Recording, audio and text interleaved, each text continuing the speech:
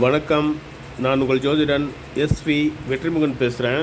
நம்ம இந்த காணொளி பதிவில் 5, 9 ஆகிய பாவங்கள் வேலை இழப்பை ஏற்படுத்தும் மோசமான பாவங்களா என்ற தலைப்பின் கீழே ஆலோசிப்போம். 5வது பாவம் 6வது பாவத்துக்கு விரய பாவமாக வர்றதாலையும், 9வது பாவம் 10வது பாவம் ஆகிய தொழில் ஸ்தானத்துக்கு விரய பாவமாக வர்றதாலையும் 5, 9 ஆகிய கூட்டு விளைவுகள் வேலை இழப்பை ஏற்படுத்தவே செய்யும். வேலை இழப்பை ஏற்படுத்த செய்கிறதால இது மோசமான பாவங்களான்னு கேட்டிங்கன்னா அதுதான் இல்லை.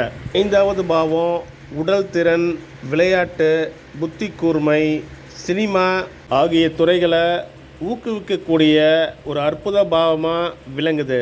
இன்றைய நிலையில் அரசாங்க ஊழியர்களை காட்டிலும் விளையாட்டு வீரர்களும் சினிமா பிரபலங்களும் கோடிக்கணக்கில் சம்பாதிப்பதை நம்மளால் கண்கூட பார்க்க முடியுது. 6வது பாவம் சராசரியாக செய்யக்கூடிய வேலைகளையும், 5வது பாவம் நுணுக்கமாக செய்யக்கூடிய அதிக திறமை வாய்ந்த வேலைகளையும் குறிக்கக்கூடியது. நுணுக்கமாக செய்யக்கூடிய வேலை திறன்கள் எல்லாமே 3, 5 ஆகிய பாவங்களின் கூட்டு விளைவே ஆகும். 5வது பாவம் நல்ல முறையில் அமைந்திருக்கக்கூடிய ஜாதகர்கள் விளையாட்டு துறையிலையும் சினிமா துறையிலையும் கலைத்துறையிலையும் மேலோங்கி இருப்பதை காண முடியும். 1, 5, 9 ஆகிய திரிகோண ஸ்தானங்கள் ஜாதகருக்கு சுதந்திர மனப்பான்மையை அதிகப்படுத்தக்கூடியது, அறிவாற்றலை அதிகப்படுத்தக்கூடியது, ஆராய்ச்சி அறிவை மேம்படுத்தக்கூடியது.